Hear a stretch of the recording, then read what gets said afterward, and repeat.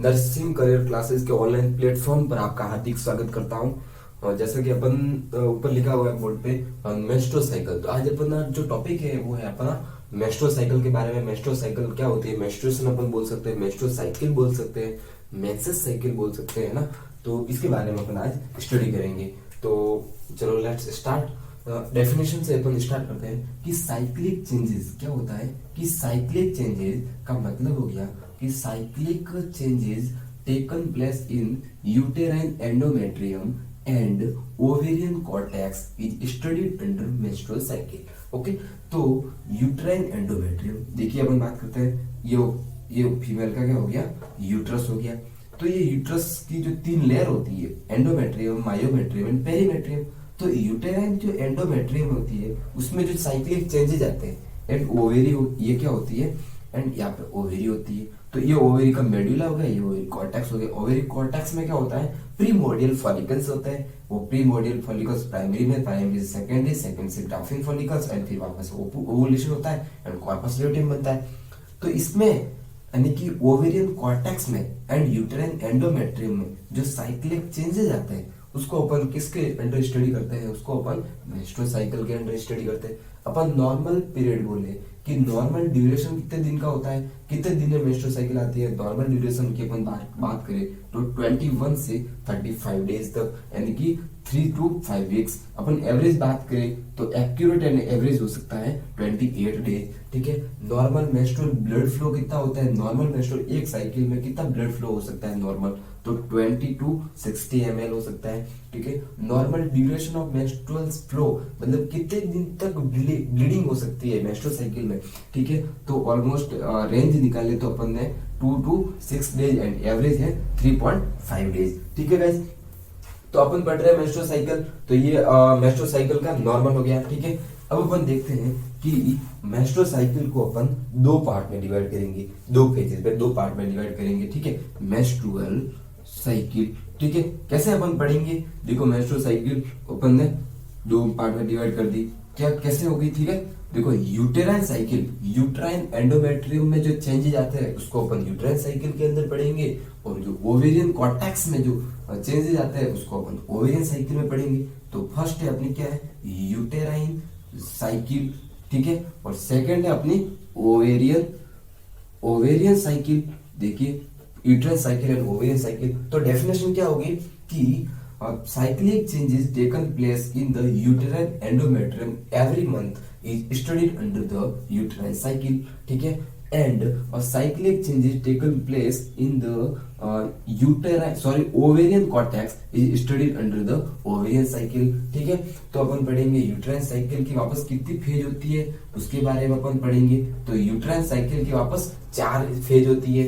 Menstrual phase कौन सी phase होती है, फर्स्ट होती है मेंस्ट्रुअल फेज, सेकंड होती है पोस्ट मेंस्ट्रुअल, थर्ड होती है प्रोलिफरेटिव फेज एंड फोर्थ होती है सिक्रेटरी फेज। उसमें ओवेरियन में वापस 2 फेज होती है, वो अपन आज पढ़ेंगे। कौन सी फेज होती है, फॉलिकुलर फेज होगी और ल्यूटियल फेज होगी, तो अपन पढ़ेंगे इसके बारे में। ठीक है, तो चलो अपन स्टार्ट करते हैं यूटेराइन साइकिल से। सबसे पहले अपन कहां से स्टार्ट करते हैं, यूटेराइन साइकिल से अपन स्टार्ट करते हैं। कि यूटेराइन साइकिल में क्या होता है कि जो यूटेराइन एंडोमेट्रियम में जो एवरी मंथ जो साइक्लिक चेंजेस आते हैं उसको अपन क्या बोलते हैं, यूटेराइन साइकिल। देखिए अपन पढ़ते हैं यूटेराइन साइकिल। सबसे पहले अपन समझने की कोशिश करेंगे, उसके बाद अपन लिख देंगे वापस। ठीक है, देखो क्या होता है यूटेराइन साइकिल की 4 फेजेज होती है। देखो डायग्राम्स के थ्रू अपन पढ़ेंगे कि ये क्या होगी। ठीक है, ये हो गया यूट्रस। ठीक है, ये हो गई यूट्रस। अब क्या है यूट्रस, ये हो गया यूट्रस, फैलोपियन ट्यूब हो रही है। ये क्या होती है, 3 लेयर होती है यहाँ पर पे। कौन कौन सी लेयर होती है, एंडोमेट्रियम, मायोमेट्रियम एंड पेरीमेट्रियम। ठीक है, तो एंडोमेट्रियम में सबसे पहले क्या होता है, ये कौन सी फेज है, मेंस्ट्रुअल फेज। कौन सी फेज है, मेंस्ट्रुअल फेज। कौन सी फेज है, मेंस्ट्रुअल फेज। इस फेज में क्या होती है, ब्लीडिंग होती है। देखो मेंस्ट्रुअल फेज जब मेंस्ट्रुअल साइकिल आती है, कब कौन सा पीरियड होता है, 0 से लेकर 3 दिन तक का जो पीरियड होता है उसको अपन कौन से बोलते हैं, मेंस्ट्रुअल फेज बोलते हैं। इसमें क्या होता है कि जो यूट्राइन जो एंडोमेट्रियम है उसकी जो थिकनेस होती है वो कितनी होती है, 10 mm होती है। अपन बात करते हैं 1 सेंटीमीटर कितनी थिकनेस होती है 10 mm होती है, सबसे मैक्सिमम थिकनेस होती है 10 mm तक। अब इस फेज में क्या होता है विट्रोल फिनोमिना आता है, प्रोजेस्टेरॉन का लेवल गिर जाता है।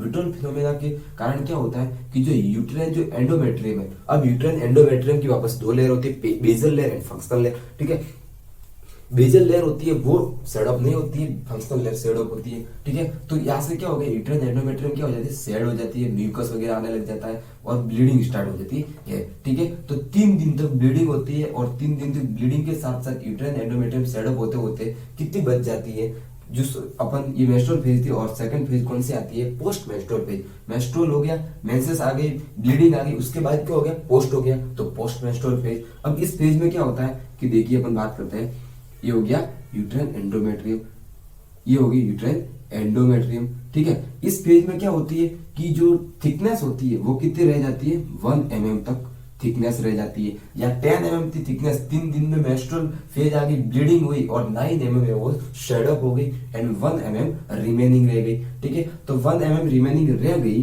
तो इस फेज में क्या होता है इसको अपन बोलते हैं पोस्ट मेंस्ट्रुअल फेज। कौन सी फेज बोलते हैं अपन इसको पोस्ट मेंस्ट्रुअल, कौन सी बोलते हैं post menstrual, post menstrual phase. और ये फेज होती है 2 दिन की। ठीक है, 4 to 5 डेज। ठीक है, कितने दिन तक होती है 4 to 5 डेज। इस फेज में क्या होता है कि ना तो यूट्राइन एंडोमेट्रियम का सेडअप होता है और ना ही प्रोलिफरेशन होता है। 1 mm में 1 mm ही रहती है, इसमें ना तो सेडअप होता है यूट्राइन एंडोमेट्रियम की और ना ही प्रोलिफरेशन होता है। इसको अपन बोलते हैं पोस्ट मेंस्ट्रुअल फेज। अब इस पोस्ट मेंस्ट्रुअल फेज के बाद कौन सी फेज आती है प्रोलिफरेटिव फेज। अब प्रोलिफरेटिव फेज में क्या होता है कि या जो यूट्राइन एंडोमेट्रियम सेडअप हुई है वो वापस क्या हो जाती है प्रोलिफरेट हो जाती है, वापस बनने स्टार्ट हो जाती है। तो देखिए क्या होता है कितनी बन जाती है, ये जो पीरियड होता है ये जो फेज होती है उसको अपन कौन सी फेज बोलते हैं प्रोलिफरेटिव फेज। कौन सी फेज होती है प्रोलिफरेटिव फेज होगी, ये प्रोलिफरेटिव फेज। और इसमें कब स्टार्ट होती है ये डे 6 से 18वें दिन तक, डे 6 to 18वें दिन तक स्टार्ट होती है। और इस फेज में क्या होता है यूट्राइन एंडोमेट्रियम का क्या होता है प्रोलिफरेशन होता है, यूट्राइन एंडोमेट्रियम बनती है किसके प्रभाव में एस्ट्रोजन के प्रभाव में। एस्ट्रोजन इसमें बढ़ता है, एस्ट्रोजन क्या करवाता है यूट्राइन एंडोमेट्रियम का प्रोलिफरेशन करवाता है। और इसमें प्रोलिफरेशन होता है और कितना प्रोलिफरेशन होता है 1 mm जो रह गई थी वो 1 mm अब बढ़ के ऑलमोस्ट 1 mm ये बढ़ के ऑलमोस्ट 7 to 8 mm बढ़ जाती है। यूट्राइन थिकनेस कितनी बढ़ जाती है, एंडोमेट्रियम की थिकनेस है वो 7 से 8 mm बढ़ जाती है। इस फेज को अपन क्या बोलते हैं प्रोलिफरेटिव फेज। तो थर्ड फेज कौन सी होगी अपनी प्रोलिफरेटिव फेज, प्रोलिफरेशन होता है इसमें यूट्राइन एंडोमेट्रियम का। फोर्थ फेज आती है, अब आती है सिक्रेटरी फेज। कौन सी फेज आती है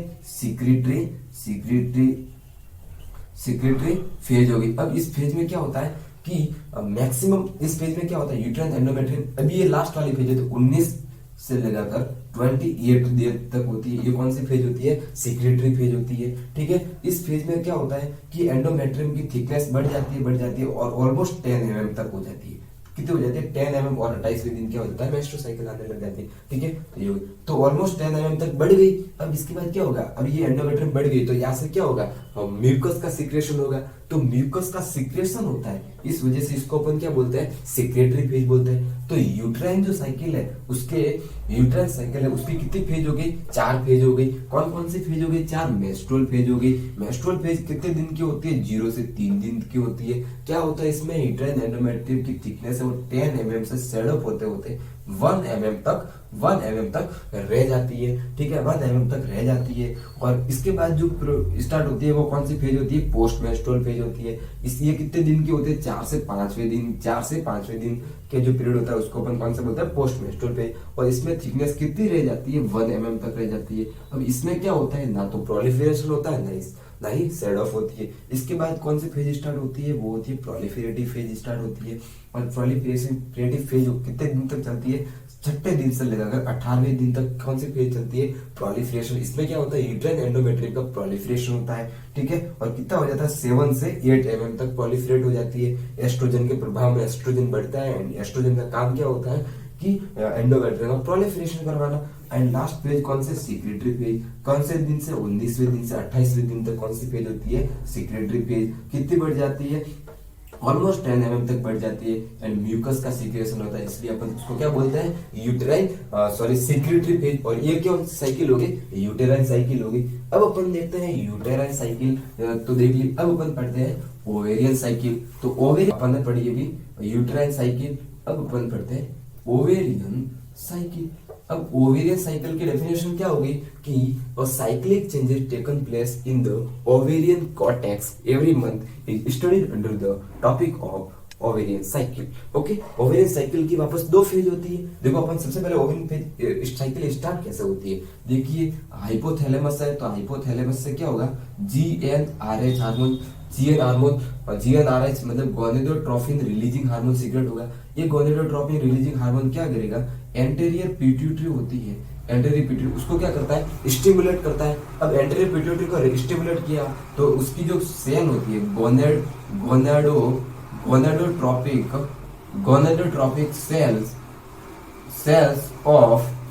gonadotropic cells of anterior pituitary की गोनेडोट्रोपिक सेल्स क्या हो जाती है, स्टिमुलेट हो जाती है।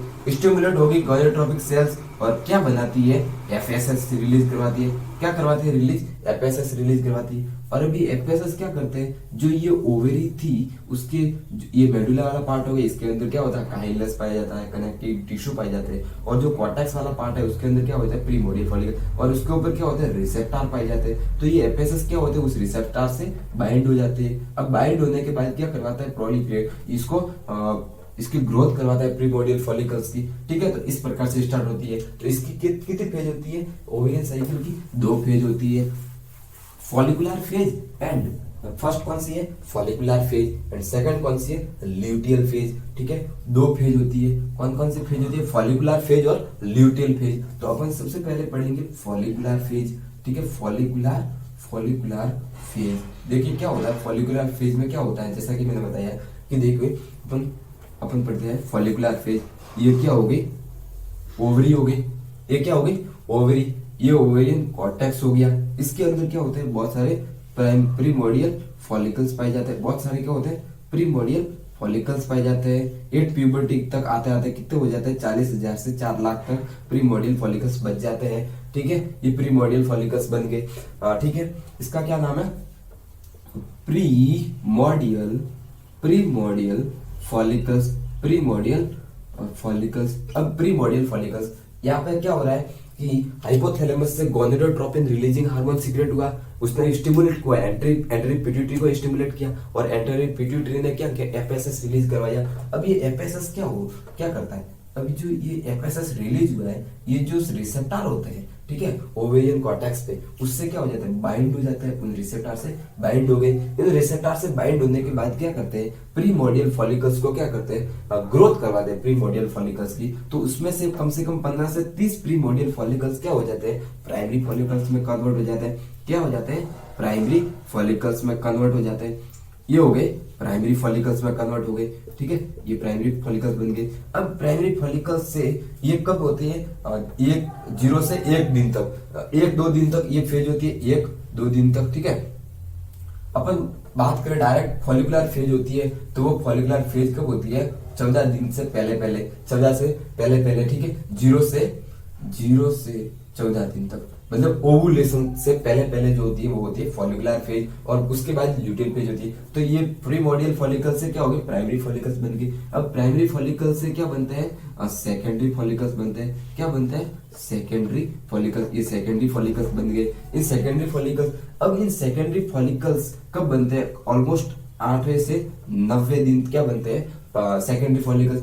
अब सेकेंडरी फॉलिकल्स में से एक फॉलिकल्स ऐसा निकल के आ जाता है, एक फॉलिकल्स निकल के आता है और वो फॉलिकल्स ग्रो कर जाता है, और उस फॉलिकल्स को अपन क्या बोलते हैं, ग्राफियन फॉलिकल्स बोलते हैं। कब होता है, 12 दिन, कौन से दिन, 12वें दिन क्या हो जाता है, ग्राफियन फॉलिकल्स बन जाता है। इन ग्राफियन फॉलिकल्स के अंदर क्या होता है, सेकेंडरी oocyte होता है। क्या होता है, सेकेंडरी oocyte होता है। अब क्या होता है, ध्यान से सुनना कि जो एफएसएस रिलीज हो रहा था, ये एफएसएस ने क्या करवाया, उस फॉलिकल्स की ग्रोथ करवाई। उस फॉलिकल की ग्रोथ करते करते 12वें दिन एक बहुत बड़ा फॉलिकल्स बन गया, जिसको अपन क्या बोलते हैं, ग्राफियन फॉलिकल। अब पूछेंगे ग्राफियन फॉलिकल्स क्या होता है, तो मैच्योर सेकेंडरी फॉलिकल्स को क्या बोलते हैं, ग्राफियन फॉलिकल्स बोलते हैं। अब इनका फॉलिकल्स का काम क्या है कि ये फॉलिकल्स क्या करते हैं, एस्ट्रोजन रिलीज करवाते हैं। क्या करते हैं, एस्ट्रोजन रिलीज करते हैं। देखिए प्रीमोर्डियल फॉलिकल्स की साइज छोटी होती है, उसकी तुलना में प्राइमरी फॉलिकल्स की साइज ज्यादा होती है। प्राइमरी फॉलिकल्स की तुलना में सेकेंडरी फॉलिकल्स की ज्यादा होती है। सेकेंडरी की तुलना में ग्राफियन फॉलिकल्स की साइज ज्यादा होती है। तो ये क्या काम करते हैं, एस्ट्रोजन रिलीज करते हैं।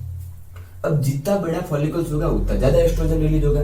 तो सबसे ज्यादा यहाँ पर एस्ट्रोजन रिलीज होता है। क्या होता है, एस्ट्रोजन रिलीज। एस्ट्रोजन रिलीज क्या होता है, एस्ट्रोजन रिलीज। और ये क्या करते हैं, एस्ट्रोजन रिलीज। तो 12वें दिन क्या होता है, एस्ट्रोजन का रिलीज ज्यादा होता है। अब एस्ट्रोजन क्या करता है, एस्ट्रोजन क्या करता है कि नेगेटिव फीडबैक करता है। क्या करता है, नेगेटिव फीडबैक। अब नेगेटिव फीडबैक क्या होता है, ध्यान से सुना है ना। नेगेटिव फीडबैक क्या होता है, नेगेटिव फीडबैक का मतलब होगा कि जो लोअर लेवल का जो हार्मोन है, लोअर लेवल का हार्मोन उस हार्मोन का लोअर लेवल का हार्मोन उस हार्मोन का विरोध करे जिससे उसकी उत्पत्ति हुई है, जिससे उसकी क्या हुई है, उत्पत्ति हुई है। और उसको क्या करे, उसके प्रभाव को कम कर दे। मतलब कि एस्ट्रोजन की उत्पत्ति किससे हुई है, एफएसएस से। एफएसएस नहीं होता तो प्राइमरी फॉलिकल्स नहीं बनते, सेकेंडरी नहीं बनते, ग्राफियन फॉलिकल्स नहीं बनता। अब ग्राफियन फॉलिकल्स बना, एफएसएस ने बनाया, तो ग्राफियन फॉलिकल्स, इनसे क्या हुआ, एस्ट्रोजन रिलीज हुआ। अब एस्ट्रोजन रिलीज हुआ तो उन्होंने क्या किया, एफएसएस की रिलीज को कम करवा रहे, वो क्या हो गया, नेगेटिव फीडबैक हो गया। अब नेगेटिव फीडबैक, इसलिए एस्ट्रोजन के रिलीज को तो कम करवा रहे, बट ये क्या कर रहे हैं, एंटीरियर पिट्यूटरी को सिग्नल दे रहे हैं कि क्या करो, एलएस का सर्च करवाओ, एलएस हार्मोन सीक्रेट करवाओ। ठीक है, अब एलएस हार्मोन क्या होता है, बहुत सारे क्या होते हैं, एफएसएस का काम क्या है कि फॉलिकल्स की ग्रोथ करवाना, बट एलएच हार्मोन क्या करता है, फॉलिकल्स को फोड़ देता है। एलएच हार्मोन का सीक्रेशन हो गया, एफएसएस का हार्मोन का कम हो गया, एलएच का सीक्रेशन ज्यादा हो गया, एस्ट्रोजन का रिलीज हो गया। एस्ट्रोजन ने क्या किया, एंटीरियर पिट्यूटरी को सिग्नल किया, स्टिमुलेट किया और एलएच सीक्रेट कराओ। एलएच हार्मोन सीक्रेट हुआ और एलएच हार्मोन ने क्या किया, 14वें दिन एलएच हार्मोन ने क्या किया, उसको ग्राफियन फॉलिकल को क्या किया, रप्चर कर दिया। अब रप्चर कर दिया, ये वाली जो पीरियड था उसको अपन फॉलिकुलर फेज बोलते हैं। अब आएगी ल्यूटियल फेज आएगी। ठीक है, देखो एलएच सीक्रेट हो गया और एलएच ने क्या किया कि उस ग्राफियन फॉलिकल्स को क्या किया, रप्चर करवा दिया। देखिए अब ग्राफियन फॉलिकल्स को क्या किया, रप्चर करवा दिया, ग्राफियन फॉलिकल्स को रप्चर करवा दिया, है ना। क्या क्या, ग्राफियन फॉलिकल। तो इसके बाहर क्या, ग्राफियन फॉलिकल्स को रप्चर किया तो सेकेंडरी oocyte क्या हो गया, सेकेंडरी oocyte। सेकेंडरी oocyte क्या हो गया, बाहर आ गया। और जो बचा हुआ पार्ट होता है उसको अपन क्या बोलते हैं, कॉर्पस ल्यूटियम बोलते हैं। तो एलएच का काम क्या था, एलएच सर्ज का ओवुलेशन का काम था। ओवुलेशन किसने कराया, एलएच सर्ज ने करवाया, एलएच सर्ज ने करवाया। अब क्या होता है, सेकेंडरी oocyte बाहर आ गया। ठीक है, और क्या बना, कार्पस ल्यूटियम बना।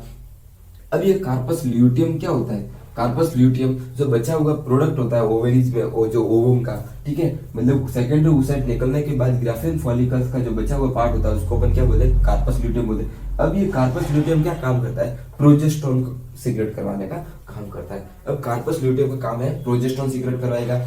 ठीक है, अब प्रोजेस्टेरोन का काम क्या होता है कि जो एस्ट्रोजन जो काम कर रही थी, एस्ट्रोजन ने एक तो क्या काम किया, एलएस का सर्च करवाया। दूसरा काम क्या होता है एस्ट्रोजन का कि यूट्रेन को, एंडोमेट्रियम को क्या करवाती है, प्रोलिफरेशन करवाने का काम करता है। नेक्स्ट मेंस्ट्रुअल साइकिल, अगर प्रेगनेंसी हुई, अगर फर्टिलाइजेशन हुआ है तो कार्पस ल्यूटियम क्या करता है, प्रोजेस्टेरोन का सीक्रेशन करता है। और वो प्रोजेस्टेरोन क्या करता है, तो क्या करता है, जो एंडोमेट्रियम होती है उसको क्या करता है, इम्प्लांटेशन के लिए तैयार करता है। बट अगर प्रेगनेंसी नहीं हुई, अगर डिलीवरी नहीं हुई, अगर फर्टिलाइजेशन नहीं हुआ तो ये क्या करता है, प्रोजेस्टेरोन क्या करता है, एंडोमेट्रियम को कुछ दिन तक बचाए रखता है। फिर एंडोमेट्रियम, फिर उसका क्या होता है, प्रोजेस्टेरोन का लेवल कम हो जाता है। 24वें-25वें दिन सबसे पीक होता है, उसके बाद प्रोजेस्टेरोन का लेवल अचानक से कम हो जाता है। और उस प्रोजेस्टेरोन का लेवल कम होने की वजह से क्या होती है, मेंस्ट्रुअल साइकिल आती है। तो कौन सी फेज होगी, दो फेज होगी, follicular phase and luteal phase. Follicular phase ये फेज थी और ल्यूटियल फेज में क्या होता है, कॉर्पस ल्यूटियम बनता है।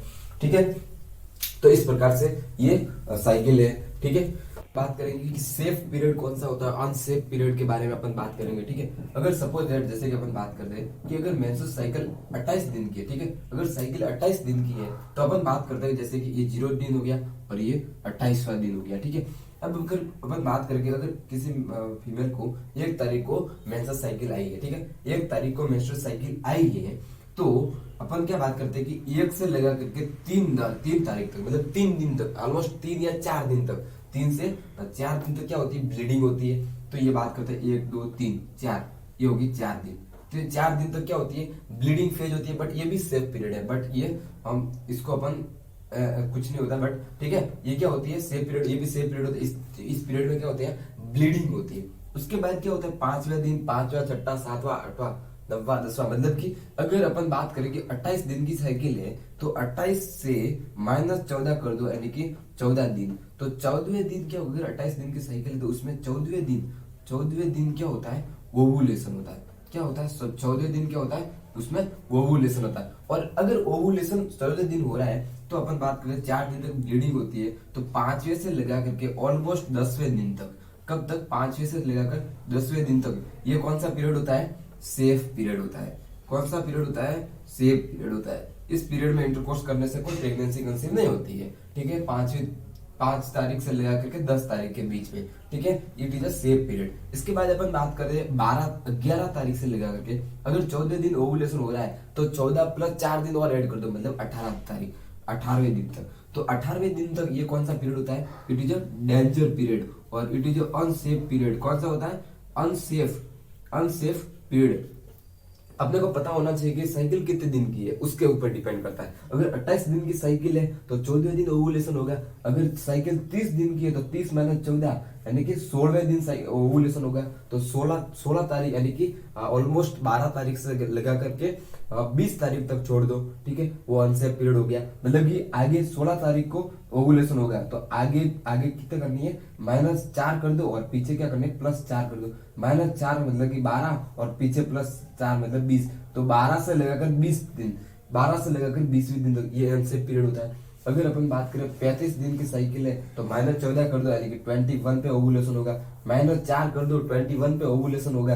-4 कर दो तो 17 से लगाकर 25 दिन तक, ये कौन सा होता है, अनसेफ पीरियड हो गया, ठीक है। तो ये होता है अनसेफ पीरियड, ठीक है, ये सेफ पीरियड। उसके बाद 18 तारीख होगी, उसके बाद 18 से लगाकर जब तक नेक्स्ट साइकिल नहीं आ जाती वो तक का पीरियड होता है, वो कौन सा होता है, सेफ पीरियड होता है। कौन सा होता है, सेफ पीरियड होता है, ठीक है, कोई प्रेगनेंसी कंसीव नहीं होती है। तो ये अपन सेफ पीरियड और अनसेफ पीरियड के बारे में अपन बात कर रहे हैं। अगर 28 दिन की साइकिल है तो 14 दिन ओवुलेशन होगा, तो 14 - 4 कर दो और 14 + 4 कर दो पीछे। 14 - 4 मतलब कि 11 दिन, 11वें दिन या फिर 10वें दिन, 11वें दिन, और 14 + 4 मतलब 18वें दिन। तो 11 से 18 दिन होगा, 11 से 18 तारीख तक बीच में अनसेफ पीरियड होता है, छोड़ दो, ठीक है, अनसेफ पीरियड होता है। उससे पहले सेफ पीरियड है, उसके बाद भी सेफ पीरियड है। तो ये हो गया सेफ पीरियड और अनसेफ पीरियड के बारे में। Thank you guys.